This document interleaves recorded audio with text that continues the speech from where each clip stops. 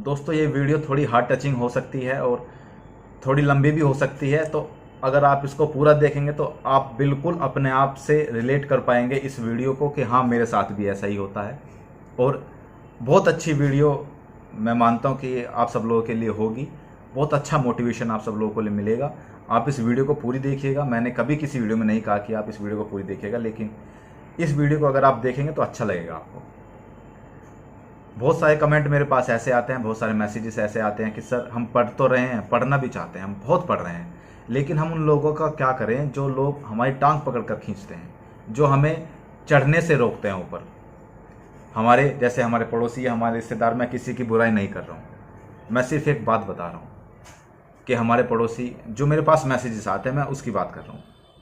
जो हमारे पड़ोसी, हमारे रिश्तेदार ये कहते हैं कि सरकारी नौकरी आप सब लोगों के लिए नहीं बनी है, ठीक है, कोई अपना काम धंधा ढूंढो, कोई प्राइवेट नौकरी ढूंढो और उसमें लग जाओ, क्योंकि सरकारी नौकरी हर किसी के बस की नहीं है। ऐसे डिमोटिवेट करने वाले आप सब लोगों को बहुत मिलेंगे। आप ये जर्नी स्टार्ट कर रहे हैं ना, ये बहुत हार्ड है। पढ़ाई एक अलग चीज़ हो जाती है, लेकिन इन सब चीज़ों को कैसे फेस करोगे उसकी प्रैक्टिस भी आपको होनी चाहिए। मैंने एक शॉर्ट बनाया तो उसमें मैंने कहा था कि अगर आपके पास मेहनत करने का दम है, अगर आपके पास धैर्य रखने का दम है और उसके साथ साथ ताने सुनने का दम है, उसको सहन करने का दम है, तो ही आप सरकारी नौकरी की तैयारी स्टार्ट करिएगा दोस्त। क्योंकि आप सबके राह में ये हर्डल जरूर जरूर आएंगी, कंफर्म है 100%। पड़ोसी आपको ताने देंगे, आपके रिश्तेदार जो आपके बिल्कुल खास होंगे वो आपको ताने देंगे। मैं अपनी बात करूं तो मैंने 2015 में बीटेक कंप्लीट किया था, और उसके बाद फिर मेरे घर वाले, जैसे कि सभी घर वालों की अपेक्षा होती है कि मेरा बच्चा बीटेक करने के बाद में अच्छी सी कंपनी में जॉब करे, कोई अच्छी सी प्राइवेट कंपनी ढूंढ ले। तो ऐसे ही मेरे पेरेंट्स ने कहा था, तो मैंने उनको मना किया था। मैंने कहा था कि मुझे प्रिपरेशन करनी है गवर्नमेंट जॉब के लिए और मैं वही करूँगा, मुझे प्राइवेट नौकरी नहीं करनी है। तो इस चीज़ को लेकर थोड़ा नाराज़ भी हुए थे घर वाले, लेकिन बाद में वो मान गए थे। इस बीच में मेरा टाइम बीतता चला गया। मैंने 1 साल तैयारी की, मैंने 2 साल तैयारी की, 2.5 साल हो गया। मैं फ्रस्ट्रेट हो चुका था बिल्कुल, और मुझे ऐसा लगने लगा था कि अब लाइफ में कुछ नहीं बचा यार। 2 2.5 साल मैंने इसमें दे दिए, और मेरा कहीं सिलेक्शन अगर होता भी है तो कहीं फाइनल लिस्ट से बाहर हो जाता है, कहीं 1 नंबर से, कहीं 2 नंबर से, कहीं कहीं कमियां निकलने शुरू हो जाती हैं फिर। और इस बीच में मेरे जो पेरेंट्स हैं उनके साथ भी कुछ ऐसी चीज़ें होती थी, जैसे कुछ लोग आते थे और कहते थे कि मेरे बेटे ने बीटेक किया है और वो इतनी सैलरी या इतने पैकेज पर वहाँ फला जगह की इस कंपनी में काम कर रहा है, और अजय कहाँ जॉब कर रहा है। तो मेरे पेरेंट्स के पास कुछ जवाब नहीं होता था, ठीक है। और बहुत लोग मुझे भी कहते थे कि इस नौकरी वोकरी को छोड़ो, तैयारी वैयारी को छोड़ो, 2 2.5 साल हो चुके हैं, कहीं कुछ नहीं हुआ है, ना आगे कहीं होगा, कोई प्राइवेट जॉब पकड़ो, कुछ काम धंधा करो। तो मैं उन सब की बातों को सुनता था, मैंने हर चीज़ नोटिस की, मैंने सभी चीज़ों को नोटिस किया, कौन क्या कह रहा है मेरे बारे में, कौन क्या सुन रहा है, लेकिन मुझे उस चीज़ से रत्ती भर फर्क नहीं पड़ता था। क्योंकि ना तो मैं उनके पास समझाने जा रहा हूँ कि मैं भाई पढ़ रहा हूँ, देखो मैं कितना पढ़ रहा हूँ, नहीं, नहीं मैं उनकी बातों का भी रिप्लाई करता था, बस ये कहता था कि हाँ आप सही कह रहे हैं। चुप, एकदम चुप रहता था, और मैं सिर्फ पढ़ाई करता था। मुझे मतलब नहीं था कौन क्या कह रहा है, हाँ देखता जरूर था, लेकिन मतलब नहीं था कुछ। इस बीच में बहुत सारी चीज़ें मेरे साथ हुई, बहुत मैं फ्रस्ट्रेट हो चुका था, मुझे लग रहा था कि अब लाइफ वेस्ट है, ख़राब है, अब मैं यहाँ से मुड़ के। लेकिन मेरे दिमाग में एक चीज़ थी, मुझे ये लगता था कि मैंने 2 2.5 3 साल इसको दे दिए हैं, तो अब मैं यहाँ से पीछे नहीं हटूँगा, क्योंकि मेरे ज़िंदगी के ये 2.5 3 साल बहुत इंपॉर्टेंट थे, और अगर मैंने इसको दिए हैं, इस प्रिपरेशन को दिए हैं, तो ये वेस्ट नहीं जाने दूंगा। अब मैं सिलेक्शन लेकर ही रहूँगा। इस बीच में मेरे पेरेंट्स भी बहुत मुझसे गुस्सा हुए कि कहीं नौकरी कर ले, कहीं बहुत सारी चीज़ें मेरे साथ हुई। मैं सबको देखता रहा, सबको नोटिस करता रहा, और पेरेंट्स का गुस्सा होना लाजमी था, क्योंकि भाई वो भी समाज में रहते हैं, तो मैं उनकी कोई गलती नहीं है इस चीज़ में। तो मुझे बहुत बुरा लगता था कि मेरी वजह से मेरे फादर को या मेरे पेरेंट्स को सुनना पड़ता है। क्योंकि सभी लोग तो ये पूछते हैं ना कि आपका बेटा क्या कर रहा है, सभी लोग तो ये पूछते हैं, वो ये थोड़ी देखते हैं कि कोई मेहनत कर रहा है या कोई अ, आगे की प्रिपरेशन कर रहा है, कोई नहीं देखता है। सिर्फ सब लोग आपकी रिजल्ट को देखते हैं, उनकी निगाह सिर्फ आपके रिजल्ट पे होती है। आप कितनी भी मेहनत करो या मत करो, उनसे कोई मतलब नहीं है, वो किसी की बात नहीं सुनते। इस बीच में जो मेरा सबसे साथ देने वाली एक शख्स थी वो मेरी माँ थी। उन्होंने मेरा बहुत साथ दिया। उन्होंने ये कह दिया कि बेटा जो तुझे करना है ना वो कर, और मैं तेरे साथ खड़ी हूँ, जो तुझे अच्छा लगे वो कर तू। और मुझे हमेशा मोटिवेट करने वाली मेरी माँ थी। उस समय मैं जब डिमोटिवेट हो जाता तो मैं अपनी माँ से बात करता था, तो वो कहती थी कि जो तुझे करना है वो कर, अगर तुझे किसी पैसे की ज़रूरत है या किसी और चीज़ की ज़रूरत है तो मुझसे बता, किसी और से मत कहना।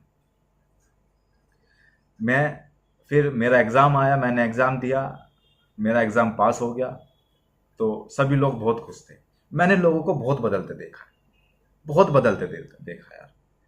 गिरगिट की तरह लोग अपना रंग बदलते हैं, और ये चीज़ें आपके साथ भी होगी। जब आप सेलेक्ट हो जाएंगे ना, तब देखना ये चीज़ें कितनी तेज़ी से आपके साथ होती हैं। मेरा सिलेक्शन हो गया, तो उसके बाद डॉक्यूमेंट वेरिफिकेशन था, तो सभी लोग बहुत खुश थे। डॉक्यूमेंट वेरिफिकेशन हो गया मेरा, फिजिकल हो गया मेरा। फिर फाइनली मेरी फाइनल मेरिट आने वाली थी, लिस्ट आने वाली थी। उसी बीच में दिसंबर 2018 की बात है, 25 दिसंबर 2018 को मेरी माँ का देहांत हो गया, और मैं बिल्कुल टूट चुका था, क्योंकि केवल वही तो थी जो मुझे इतना सपोर्ट करती थी। हालांकि सपोर्ट बहुत लोग करते थे, मेरे परिवार वाले सभी लोग सपोर्ट करते थे, लेकिन किसी एक खास बंदे का एक अलग रोल होता है। उसके बाद ये होने के बाद मेरा फाइनल मेरिट में नाम आ गया, मैं मेडिकल हो गया और मैं ट्रेनिंग पर आ गया। उसके बाद जो लोगों ने अपना रंग बदला ना, लोग फिर ये कहने लगे कि हाँ यार बिल्कुल, हमें तो पता था ये बंदा कुछ ना कुछ कर कर ही रहेगा। ये इतनी मेहनत करता था कि अपने रूम से निकलता नहीं था। बहुत मेहनत की इस लड़के ने, तभी तो आज नौकरी ले गया, तभी तो आज सरकारी नौकरी इसकी लग गई, दरोगा बन गया। बहुत लोग ऐसी बातें फिर करने लगे थे। जो लोग कभी बात करना पसंद नहीं करते थे, वो लोग सामने से आकर बधाइयाँ दे रहे थे। और बहुत सारी चीज़ें ऐसी हुई जब मैंने देखा कि लोग आपकी मेहनत को तवज्जो नहीं देते हैं। आप कितनी भी मेहनत कर लें, कुछ मतलब नहीं है उनको। उनको मतलब होता है सिर्फ रिजल्ट से। चाहे आप बिना मेहनत करे पास हो जाएं, तब भी वो यही कहेंगे कि आपने बहुत मेहनत की है। तो उनको सिर्फ रिजल्ट से मतलब होता है। और अगर आपको उन्हें जवाब देना है तो सिर्फ अपने रिजल्ट से दीजिए, अपनी मेहनत से दीजिए। उनको कभी मुंह से जवाब मत दीजिएगा, क्योंकि कीचड़ में पत्थर मारोगे तो कीचड़ तुम्हारे मुंह पर ही निकल आएगी। तो इस चीज़ का कोई मतलब नहीं है। सिर्फ अपने मेहनत पर ध्यान दो, अपनी पढ़ाई पर ध्यान दो, अपने काम पर ध्यान दो। ये दुनिया है, ये कहती रहेगी, ये आपकी टांग पकड़कर खींचेगी, ये आपको डिमोटिवेट करेगी, ये आपसे कहेगी कि आपके बस का कुछ नहीं है, आप नहीं ले पाएंगे। जो बस वहीं आपको संभलना है, वहीं उनको प्रूफ करना है कि नहीं, ये जो आप कह रहे हैं गलत है। और वहीं दुगनी मेहनत करनी है। उस चीज़ को मोटिवेशन के रूप में लीजिए कि इसने मुझको ऐसे कैसे बोल दिया। किसी से कहिएगा मत, मुंह से किसी से मत कहिए, लेकिन इस चीज़ को डबल मोटिवेशन से लीजिए कि इसने मुझको ऐसे कैसे बोल दिया। मैं इसको दिखाऊंगा कि मैं कहाँ सेलेक्ट हो सकता हूँ या हो सकती हूँ। और फिर सिलेक्शन लेकर तब उसके सामने जाइए। लोग नज़रें चुरा लेते हैं। जो लोग आपको पहले बहुत सारी चीज़ें बोलते हैं ना, फिर लोग नज़रें चुराते हैं आपसे। आप उनके सामने से गुजरेंगे तो वो रास्ता बदल लेते हैं। वो फिर वो शर्म फील करते हैं आपसे बात करने में कि हमने इसके बारे में क्या कहा था और आज ये क्या है। तो आप समझ सकते हैं। तो मैं यही कहूँगा कि ये सभी के साथ होता है। और ये जो जर्नी है ना, ये मैं कह रहा हूँ आप में से 80% लोगों की यही कहानी होगी। और जब आप सेलेक्ट हो जाएंगे, उस मोमेंट को सोचिएगा ज़रूर। जब आप सेलेक्ट हो जाएंगे तो कितने लोग ऐसे होंगे जो आपके मुंह पर ये कहेंगे कि हाँ हमें तो पता था ये एक दिन सफल होगा और बहुत मेहनत करता था ये बच्चा। ऐसे बहुत लोग होंगे। तो इस चीज़ से बिल्कुल मत घबराओ यार कि लोग क्या कह रहे हैं आपके बारे में या क्या उनकी मेंटलिटी है आपके बारे में। बहुत लोगों की मेंटलिटी आपके बारे में नेगेटिव होगी, 100% नेगेटिव होगी अभी, क्योंकि अभी आपके पास कुछ नहीं है उनको दिखाने के लिए या उनसे बताने के लिए। जब आपके पास बहुत कुछ हो जाएगा ना, तब लोग आपसे कतराने लगेंगे बात करने में भी। ऐसा मेरे साथ हुआ है और होता भी है। आप सब लोग इस चीज़ को देखिएगा जरूर। और वो तभी हो सकता है जब आपका सिलेक्शन कहीं हो जाएगा या आपके पास कुछ होगा बोलने के लिए। तो इन सब चीज़ों का ध्यान रखिएगा, लोगों की बातों पर ध्यान मत दीजिएगा। आप अपने पढ़ाई पर कंसंट्रेट कीजिए। और ये मोमेंट लाने के लिए ज़रूरी है कि आप अपने माइंड का डिस्ट्रैक्शन बचाएं। देखिए दोस्त, ये जो एज होती है ना, जिस एज में अभी आप पढ़ रहे हैं, वो एज दोबारा नहीं आएगी। और यही वो टाइम है जहां आपकी ज़िंदगी मोड़ लेगी, या तो बहुत अच्छे की तरफ या बहुत बुरे की तरफ। आप या तो आपकी लाइफ वेस्ट है या आपकी लाइफ संवर जाएगी। बस यही वो मोड़ है और इसी मोड़ पे आपको मेहनत करनी है। तो डिस्ट्रैक्शन से बचिए। जिस चीज़ से आपका डिस्ट्रैक्शन हो रहा है ना, मैं भी जानता हूँ, आप सब लोग जानते हैं किस चीज़ से आपका डिस्ट्रैक्शन हो रहा है। सिलेक्शन लेने के बाद अब बहुत करिए ये चीज़ें, कोई नहीं रोकेगा आपको, खूब करिए फिर। ठीक है, तो पढ़ाई जारी रखिए, नोटिफिकेशन का इंतज़ार मत करिए। आई होप कि आप सब लोग की कहानी भी मेरी कहानी की तरह ही होगी, क्योंकि मैं भी गांव से बिलोंग करता हूं। मोस्टली लोग गांव से ही बिलोंग करते हैं और कोई बहुत बड़े धन्ना सेठ के लोग बच्चे हम नहीं हैं कि हम भी एक गरीब फैमिली से, मिडिल क्लास फैमिली से आते हैं। आप सब भी शायद वहीं से आते हैं, मोस्टली लोग वहीं से आते हैं। तो आप सब लोगों की भी यही कहानी होगी।